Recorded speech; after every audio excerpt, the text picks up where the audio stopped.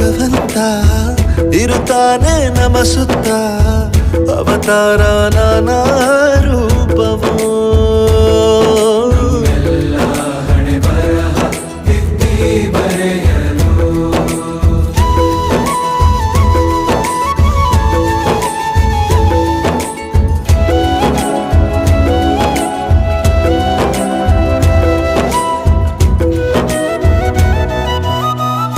ಬಾಳಲ್ಲಿ ಲೆಕ್ಕ ಎಷ್ಟು ಮುಖ್ಯ ಎಂಬುದ ಬೆರಳಲ್ಲೇ ತೋರಿ ಕಲಿಸಿದ ಗುರುಗಳೇ.